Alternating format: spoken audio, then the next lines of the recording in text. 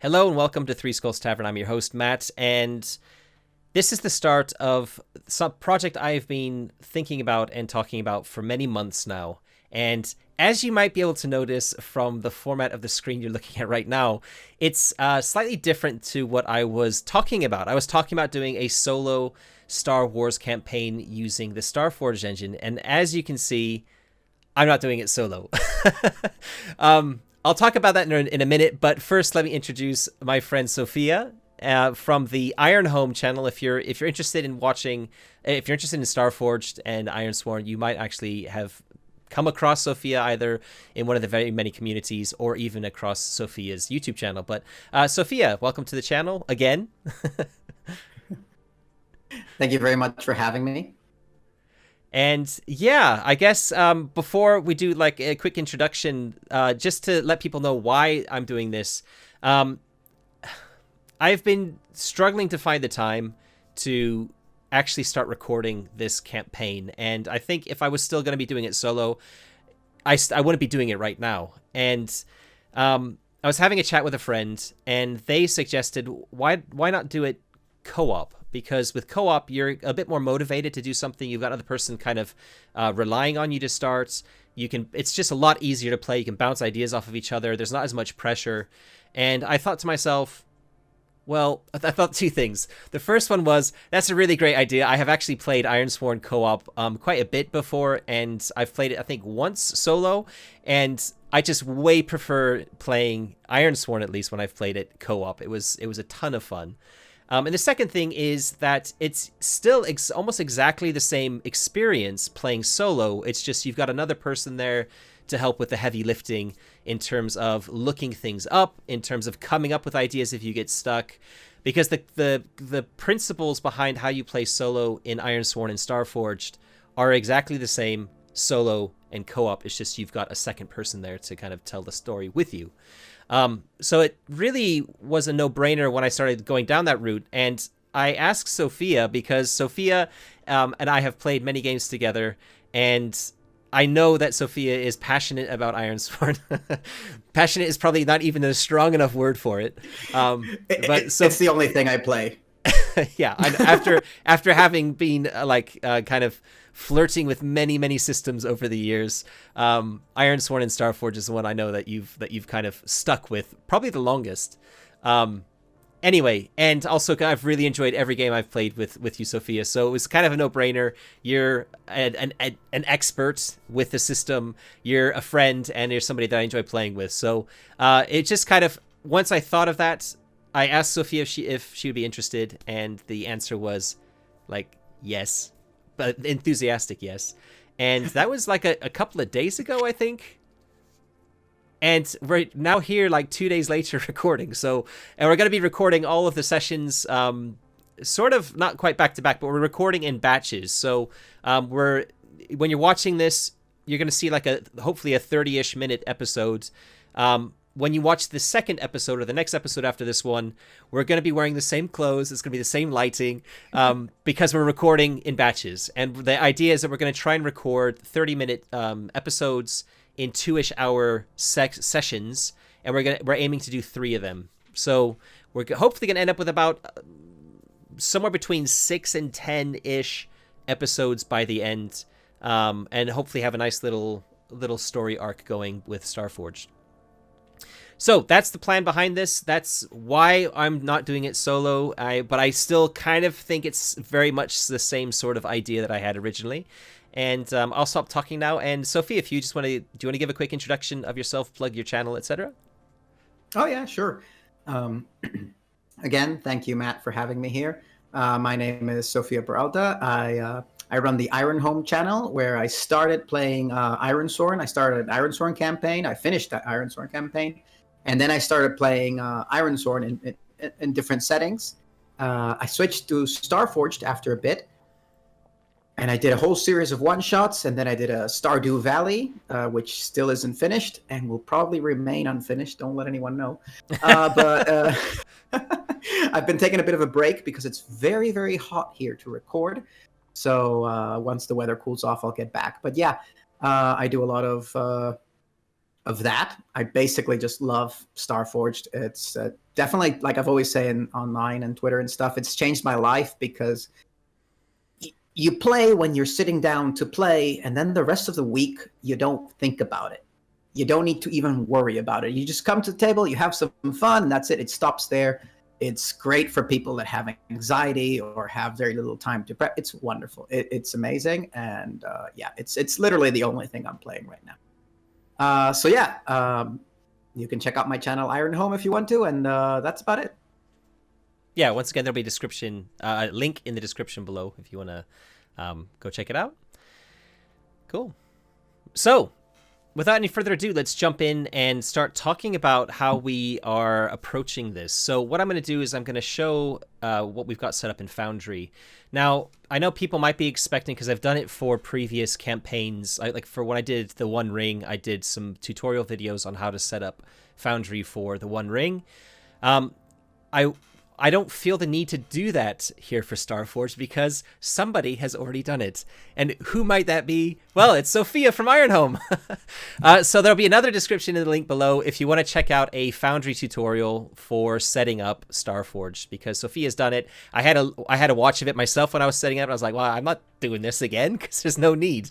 So yeah, basically, once you've gone through the steps that Sophia's gone through, you'll be presented with the screen like this. Yeah, you want to say something? Sorry.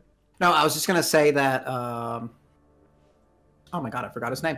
The creator of the, I'm really bad at remembering names. The creator of the Iron Sword and Foundry module for Foundry, Ben Stroud, I think. Oh yeah. Basically, in the latest update, there's like a welcome window that follows you a few steps of the tutorial.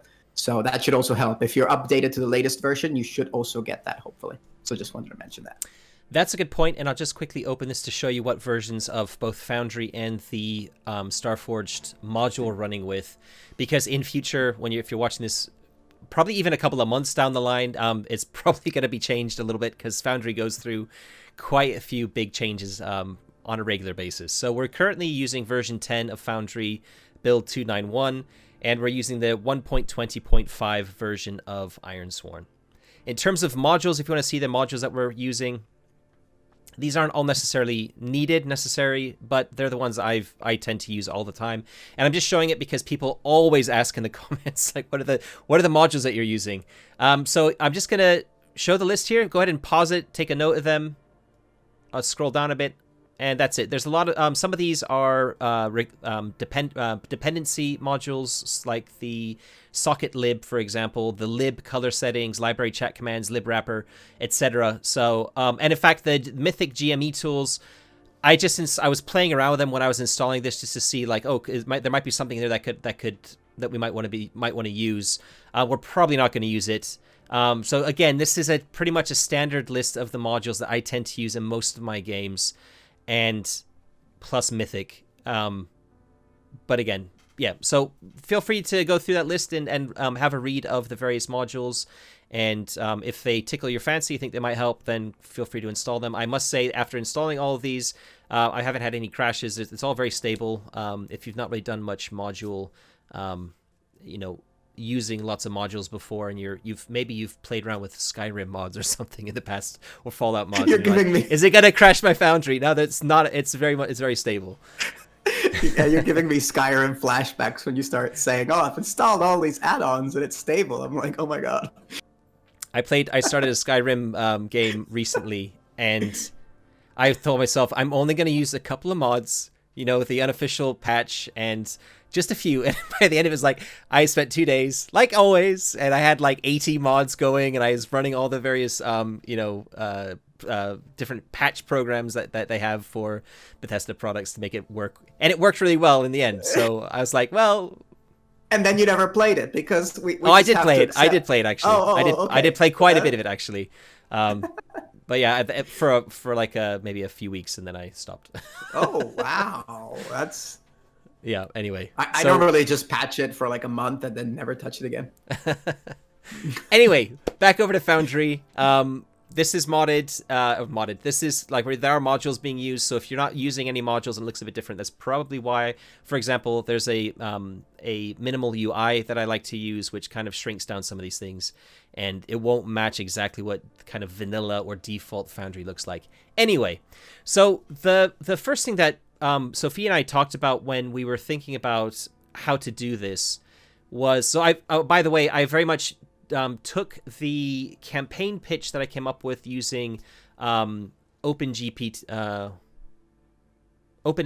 sorry, not ChatGPT. So I used OpenAI, which is this a text AI service, and did a bunch of videos on, or did a couple of videos on how to use that for like helping with roleplay, to come up with ideas and things specifically for campaign prep. And I used a test case for this campaign. So what I basically did is I did a bunch of campaign prep for this game using AI, and but I did at the start. The premise for the whole start of it was something that I came up with, which is what I want my campaign to be about. So I kind of pitched that to Sophia. Sophia's on board with that. We're going to be basically using that same campaign premise, which is essentially that we are starting in one of the lower levels of Coruscant, and Coruscant obviously being the center, or like the capital world in the Star Wars galaxy. And we're doing a Star Wars setting in Starforged. So the first thing we need to think about is, what do we need to change in Starforged to make it work? And Sophia, being kind of an expert in tweaking Starforged for lots of different settings, what was your answer? Or like what do we need to change with Starforged? Absolutely nothing. Ooh. Yeah. So yeah, that's what we're doing. So if you're thinking like, you want to play Star Wars using Starforged, and you're kind of worried about, I might have to change some oracles, I might have to do a lot of work under the hood. That's not the case, because of the various inspirations behind Starforged. Star Wars is definitely one of them. It's like, especially the grittier side, like The Mandalorian especially. So yeah, there's very little change that we have to make, but there are a few things that we are adding. So one of the things I'm just going to show very quickly is something that I came up with in prep for this campaign anyway, and I created a bunch of role tables for them, and that is name generators. And these are basically, I made D66 tables, so 36 entries for each of these species. And for the humans, I made a D666 table, which is 216 entries. So there are like 20 odd ones. I've cherry-picked the kind of more known or more commonly, the aliens that most people know about, rather than some of the more like obscure ones, saying that the Abednado is in there, which is the only alien I've added from the sequel trilogy. Whether we actually use them or not, it's just if they crop up for whatever reason, then we can generate a name very quickly. That's the only like extra oracle we've created, and that's because while Starforged does have name tables, and they will work especially for humans, it's not going to generate a nice Hutt name or a Wookiee name or something like that, where you're going to know, like, well, that doesn't sound anything like Jabba. That doesn't sound anything like Chewbacca. Those sorts of things. So having something that's a little bit more authentic is going to help, I think, with immersion a little bit. And I always enjoy making name generators, or like name tables, for all my games. So that's the only extra oracle we've done. Sophia, do you want to talk about some of the other oracles that we might need then, or what's the last step that we need to take to really tailor this to make it our own? Well, the one thing I wanted to add is that because of Starforged being a very what would it be? The oracles are very open to different world truths and settings. Some of them might not fit. Some results on the oracles might not fit, and that's simply just a re-roll. Depending on our context and what we're playing. A dimensional, a time loop causing in the underbelly of Coruscant wouldn't be something that would happen. Yeah. So maybe we just ignore that roll. I do that a lot when playing in different settings, or I try to like convert it into something that might make sense. But in general, like 90% of the oracles should work. Okay. So the last thing we're gonna do, and actually this, I don't know if we should go with this now or after our characters are generated, because basically what we're gonna do is we're gonna create what's called the campaign elements, right? And an oracle array for basically this is in the Starforged rulebook. You can look it up in pages 384 and 385. So basically an oracle array is a way of pre-preparing the oracles that make most sense in the context that you're in, right? So if the example given in the book is that if you're exploring a haunted derelict ship, you would have a one, like for example, let's say you want a feature. So you roll a d6. On a 1, you get a haunted feature. On a 2 to 5, you get a derelict feature. And on a 6, you get a random descriptor plus focus. And for the troubles, you do kind of the same thing. You do on a 1, you pay the price table. On a 2 to 3, a haunted peril, and so forth and so on. So kind of we can make our own oracle array for the underbelly of Coruscant. So we make a little oracle table and we say, okay, which oracles are we interested to pop up? And that way we can get a different variety of oracles and a different variety of results. And the other one would be the campaign elements. And the campaign elements is basically, this is very, I'm sure Sean took strong inspiration from Mythic, and you, Matt, probably recognize it from there. This is basically a mashup of the NPC list and the thread list, kind of, with a few additions on. So basically, it's a table where you roll on stuff to see what it's related to, right? Like if you come up against someone's attacking you and you're like, okay, who's attacking me? Let's roll on the campaign elements, and maybe you get a faction. And it's like, oh, this faction is attacking me. Why are they attacking me? And then you just continue playing on and on. And basically, it's composed of, the suggestion here is a narrative theme or motive, 1. Ongoing situations or conflicts, 2. So that would be 2 entries on the campaign elements table. 2 factions or cultural influences. 1 background vow of one of the characters. So that's very interesting. Something of our character's past could suddenly show up. An important item or vehicle. So it could be our ship. In this case, I don't think we have one. Or something else. Location in your current sector. An important district of something that we think might come up in our story. Connection in our current sector. And trouble in the current sector. Something that's going on. And then whenever we feel it's appropriate, we just roll on that campaign elements table. That's a little bit of it. This is just standard Starforged stuff. It's not like we're adding anything from outside. And as you say, this is like recommended anyway. Like it's additional options for kind of more focused play, which is exactly what we want here. Because Starforged has a lot of stuff to do with generating sectors and generating planets and exploration and artifacts and ruins and all sorts of stuff, which just aren't really necessarily going to come up much in a very urban focused campaign. So yeah, so that's what we're doing. We're going to do that, but before we haven't done that yet. So this is something we're going to do shortly. Before we do that, we wanted to talk about characters and kind of do a little pitch, talk about, I guess, populate them in Foundry, because I haven't actually done mine yet. I've created this little, like the typical, you can click create an actor and it creates a random one for you. So I'm just going to open mine up here. My name is Drago Veen. I am going with the pronouns of he and him. Call sign, I don't know. I'll leave that for now. And we'll come to the stats in a moment. I guess the first thing to think about are the assets. I've actually put one in there. I'll take that out very quickly because I'm not going to be a bounty hunter now. I got to figure out how to delete one. Do you know how to delete them? Oh, you have to click edit on the top. Ah, okay. On the top of the menu, you have edit. Got it. And then you can delete it. Then the bin icon comes up.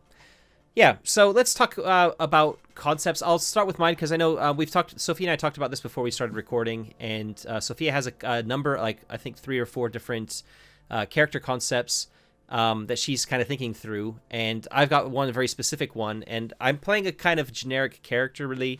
I want to play a character who is at home on Coruscant, and is kind of just a scoundrel, if you will. So kind of jack of all trades, master of none. And my big goal is to get off planet, is to save up enough to buy a ship. Ideally, buy a ship and not just buy passage, because I want to have my independence. So typical kind of Star Wars sort of idea here is that I'm just kind of like a gutter rat, if you will, and I have aspirations to be an adventurer, a free trader. I want to play freelancer, not whatever it is we're playing. So that's my concept, and the assets I'm going with, we'll put them in Foundry in a second. I've actually got the live cards in front of me.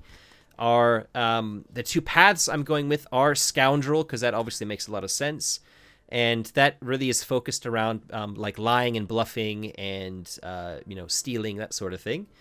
And the second path I'm going with is brawler. So I'm kind of going with a combat-based one, just in case there are fights that come up. I'm a scrappy guy, and it's talking about not just like doing fist fighting, boxing and stuff. It's also talking about disarming, tripping, shoving, grappling. I mean, this is dirty fighting here, so that fits with my scoundrel very, very well. And I don't feel like I'm coming up with a there's a lot of what I would consider like badass assets which wouldn't fit my concept of some like gutter rat, right? Like armorer or some of those other things. And then the last thing I've gone with, the third and final asset, is I'm going with a utility bot, and I see that as a droid, and probably quite an old droid, probably an astromech or something similar. Or if you've played Jedi Fallen Knight, the video game, there's that kind of little droid. I haven't figured out what kind of droid it is yet. I haven't come up with a name with it yet either, but it's basically that. It's a droid. Like think about R2-D2, who's always kind of following the adventurers around, and R2-D2 is absolutely a utility droid in this, or utility bot in Starforged. So that's who I'm playing. I'll figure out my stats in a minute, but why don't we talk, Sophia, about your character and who you're gonna play? Yeah, definitely.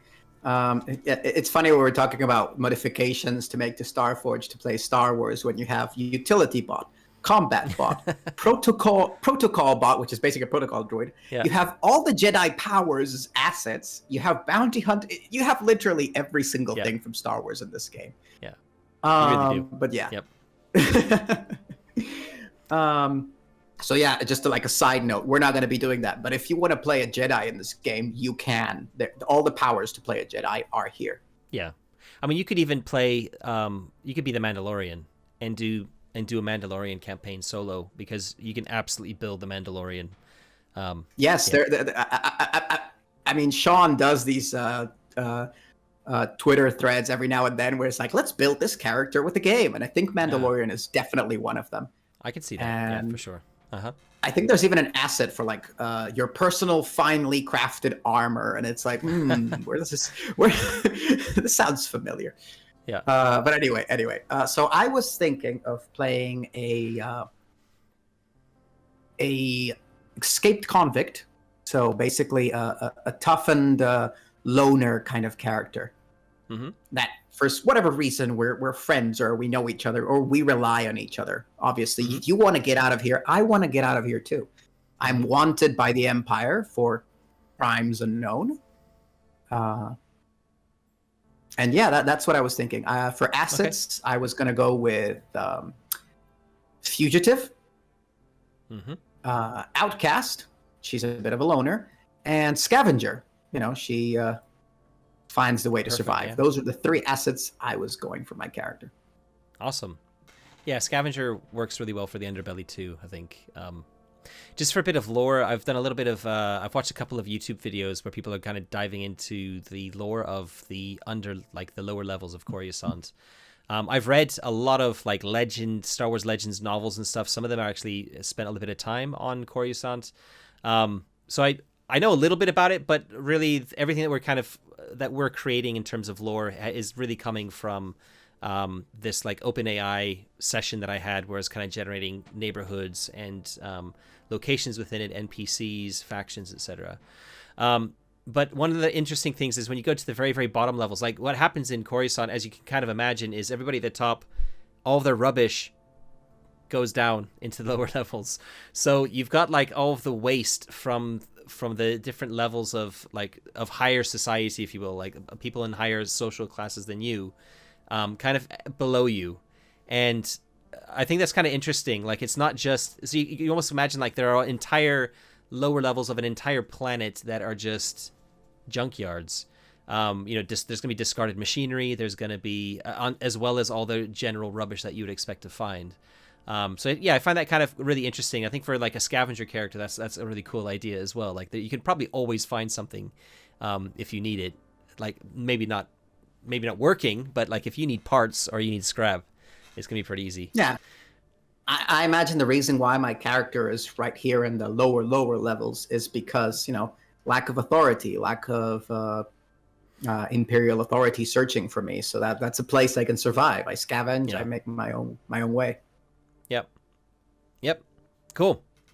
All right, so we'll do, I guess, a quick bit of character creation, and we'll do this like we'll edit it so that it comes like you don't have to stay and watch while we're doing it all, and then we'll show you our character sheets when we're done. Okay, we're done. We've gone through all the steps, and our characters are complete. The only thing we haven't got are avatars, but that's okay. So I'll introduce my character, and then Sophia will introduce hers. Drago Veen, as we've kind of mentioned before, is this scoundrel from the lower, I live in the lower levels of Coruscant, always have. I'm wiry, tall, with lots of piercings. My stats, as you can see here, are 3 in wits, 2 in heart, and 2 in edge. My vow is to obtain a ship to get off world. That's my background vow. And my assets are Brawler, Scoundrel, and I've renamed Utility Bot to Utility Droid. And in fact, I've even edited the item here so every reference within it says Droid instead of Bot, so it's a little bit more Star Warsy. That's my character. How about, Sophia, how about your character? All right. I will be playing Alera Lamari, pronouns she, her. She is a large, muscular woman with a stained white tank top and industrial pants. And I feel like there's some character from some video game in my head. And I'm trying not to make her hair pink or blue. So she's got short black hair. I'm sure there's like someone's going to say, oh yeah, that's the character from, I don't know, some game. I think I'm probably imagining what's her name from Overwatch. But anyway, so yeah, that's my character. She is on the run after being framed for a crime that she did not commit because Drago's family didn't like me. And I have the fugitive asset. I was put to work in a factory for some time, and then I managed to escape. I have the outcast and scavenger asset. I have the outcast asset because I do not trust anyone. I don't, not very sociable. And scavenger is how I've mostly survived until I was able to make contact again with Drago. Awesome. All right.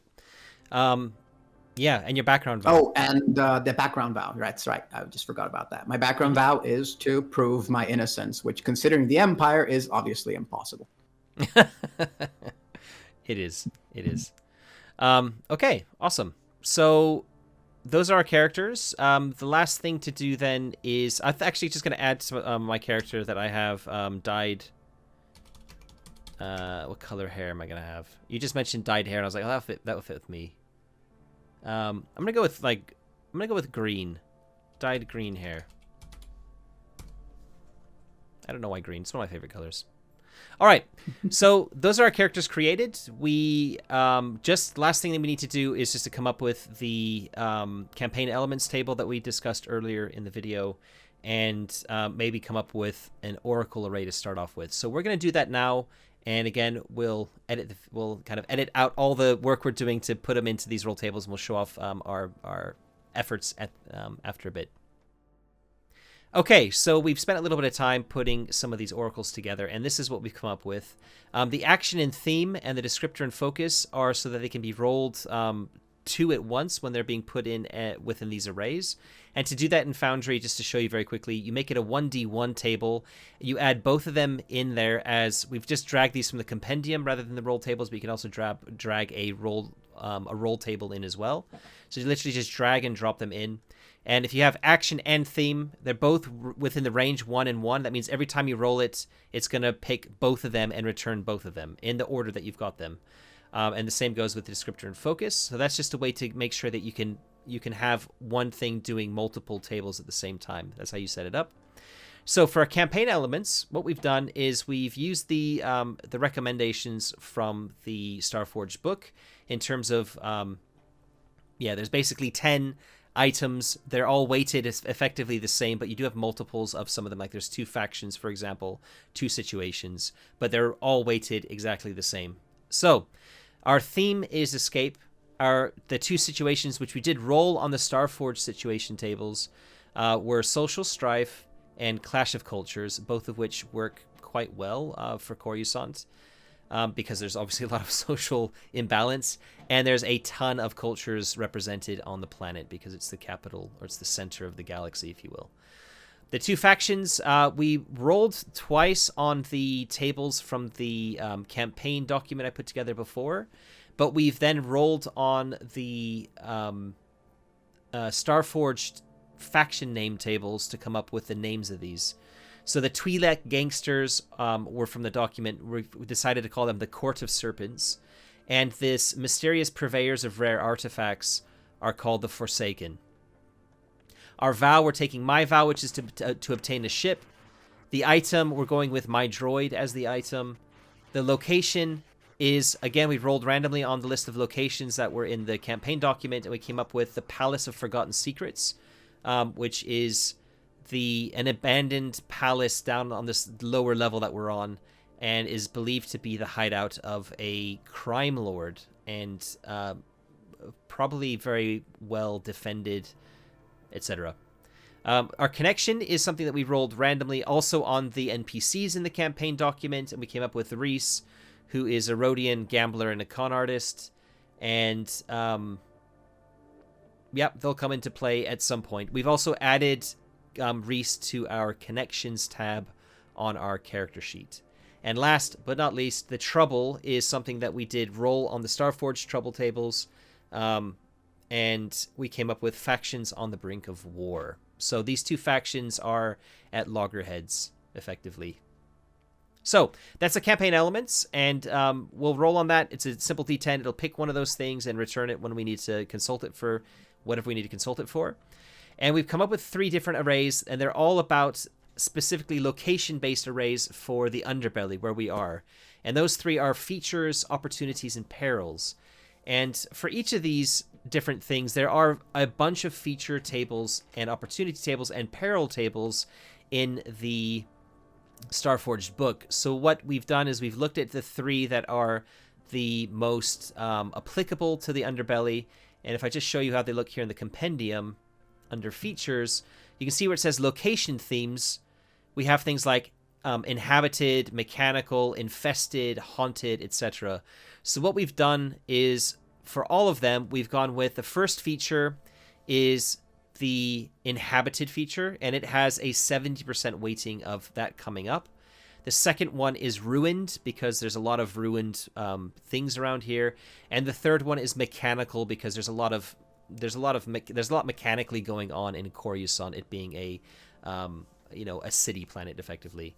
And then for each of them, there's also an additional table that we're adding. So for the features, we're adding a descriptor and focus, like Oracle.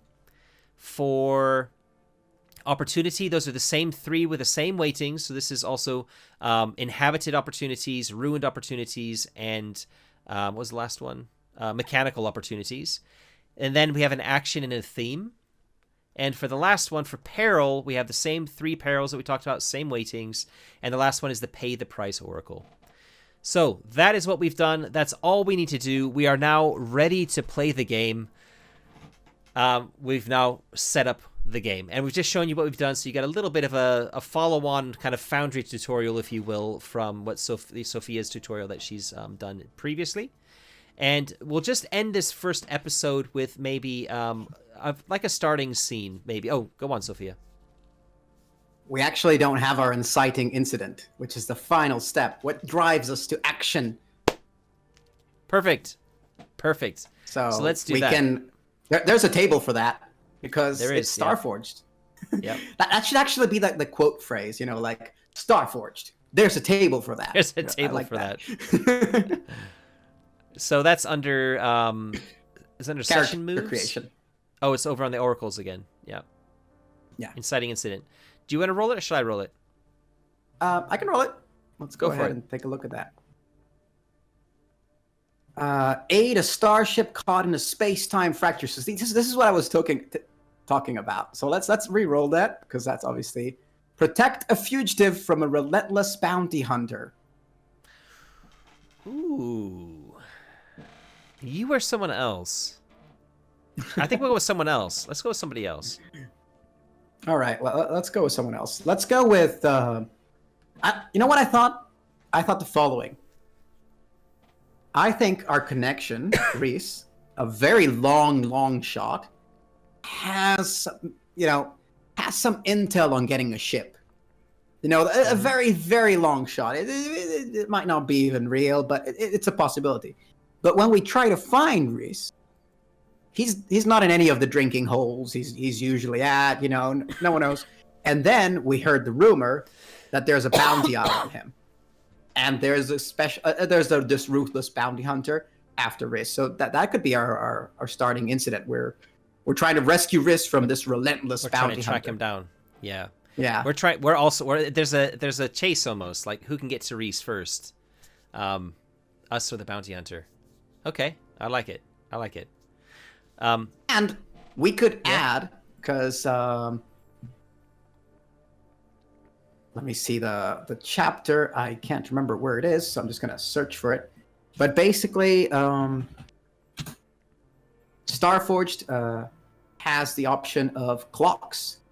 So we could definitely, this sounds like a perfect use for attention clock, right? So the clock advances every time we waste. This is on page 238. So basically, whenever we waste time, the clock advances and the bounty hunter is closer to finding Reese before us. And when the clock is full, we have to we have to make the progress move. We've run out of time. Did we find Reese or not? Awesome. Perfect. All right. How do we do that in Foundry? When you create a vow, you can make it. So I'm going to say, let's go ahead and in your tab, go ahead and add a vow. Yep. And call it find Reese. Save. Yeah, find Reese. And then you can edit that. If you click edit, you'll be able to see a little option that says clock.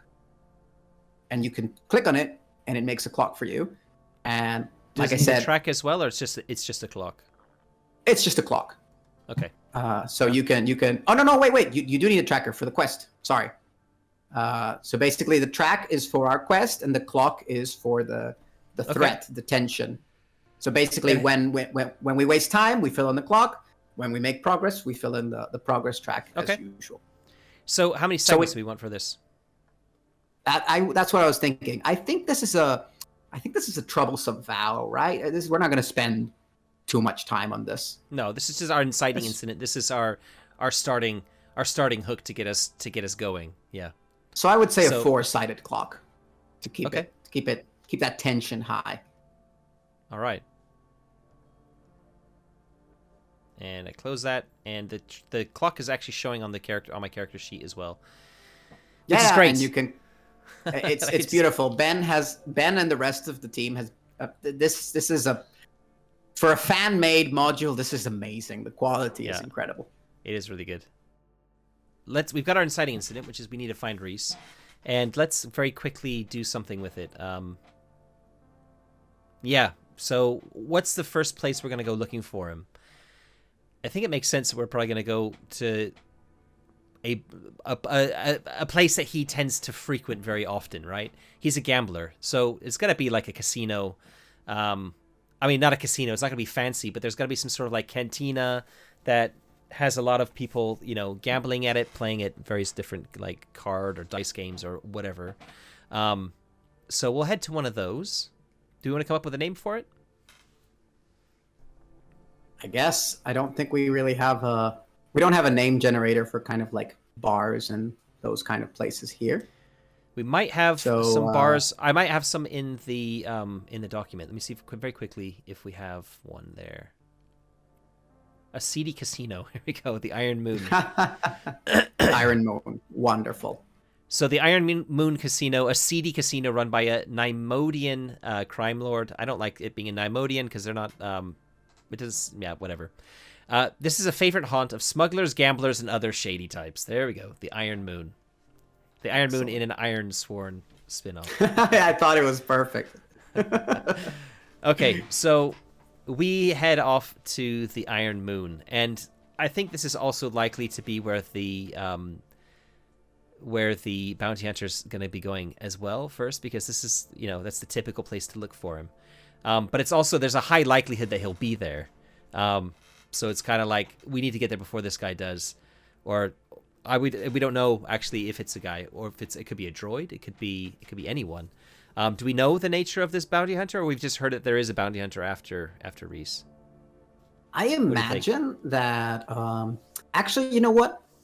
I think we need to start by swearing the vow, which in this case, since it's not the setting of Starforged where people actually literally swear out vows, this will be more of a meta move, which helps us out. So you would need to make the swear an iron vow move on the Inciting Incident. And that will give us an idea of how we're starting this off. If we're starting it off like with an obstacle in front of us, or we're just, Mm-hmm. So, swear an iron vow? Mm-hmm. When you swear upon iron to complete a quest, write your vow and give it a rank, which we've done. Then roll hearts. If you swear this vow to a connection, add +1. He is a connection, so we're adding a +1 to this. And if you share a bond, add +2. I don't share a bond with this one. He's just a connection. Or they're just a connection. We haven't decided on pronouns on Reese, but fine. So I just click heart, and then I add a +1, right? You can click on the move. There's a little dice right next to it, and it does everything for you. All right, and then just do the adds, add a 1 to it. There we go. Stat +1. Under advanced options, we don't need to do anything with that. Yep. So there we go. Let's roll heart. Look at that. A strong hit. Nice. You're emboldened, and it is clear what you must do next. Take +2 momentum. Okay, so your momentum goes up to 4. And what I imagine is that I imagine the two of us, we heard a rumor that Riss knows where to find a ship or something, or a tip or something like that. And we go to one of the usual drinking holes, whatever. And we don't find, I'm going to say Riss, let's use he, him pronouns. I've already imagined him like that. Okay. We don't find him in the drinking hole. And as we're outside of this drinking hole, this tavern, just talking, I can imagine, I don't know why I imagined this, but I imagined like a small alien sitting outside by the door with, I don't know, arms or something. One of those ones, And the alien is like, oh, you didn't hear? And that the alien tells us all about this. Riss went into panic when he found out that a bounty hunter, let's give the bounty hunter a name, because this is a bounty hunter with reputation. Yep. So they've got to have a name. I'll roll that very quickly. Triz Grek, and they are a wiki. Oh, could you describe wikis? I have no idea what they look like. Do you know who Hondo? What's his name? Is his name Hondo in the Clone Wars? I think he's in the Clone Wars, and he's in certainly in Rebels. They have they're kind of like gray-skinned humanoid aliens, and I think they have kind of like dreadlock type of hair. I'm just gonna quickly Google it too. I think they're definitely in Return Return of the Jedi. They're one of Jabba's goons in Return of the Jedi. Yeah, and they've got kind of what's his name there? Hondo Onaka. So he's kind of like the really famous one. They've got these like kind of bony spikes or bony ridges on their face as well, and they've got like this funky like long braided or like dreaded sort of hair type of things. Yeah, and there's one right, in. so- I think there's one in The Mandalorian as well. This like behind a bar. All It might have right, been so Book of Boba Triss Fett. Grek, Yeah. the infamous, notorious bounty hunter, is after Riss, and when Riss found out, this little alien tells us, he went into hiding, and since it is clear what we must do next, I think the little alien also tells us that the last place that Riss was seen in was the Iron Moon. So that's obviously, I think, the more So the thing that makes the most sense to go to. So the momentum, the +2 momentum, and it's clear what we must do next is. So this is before we got to the Iron Moon, right? Yes. Okay, and Triz is not, it hasn't like gone there yet, maybe, or it's clear. No, it's clear what we need to do. It's clear what we need to do next, right? Yeah. So do we put a progress on the vow as well? No, because we haven't. Oh, this is a done swearing anything. it. This is swearing it. Yeah, sure. Okay, so I think we're getting close to the 30-minute mark. So while basically the two of us are heading to the Iron Moon casino to look for Reese, we're going to stop our first episode there. And I appreciate it's probably, I mean, we've done almost an hour and 40 minutes of recording. There's going to be a lot cut out, but it will probably be well over 30 minutes. So we're going to be trying very much in future episodes to stick to the 30-minute mark. So if you made it to the end here and you're excited to see what we end up doing in follow-on sessions, yeah, we're going to be releasing new episodes every 2 weeks. That's the plan. And we'll catch you in the next one. Thanks very much. And yeah, see you then.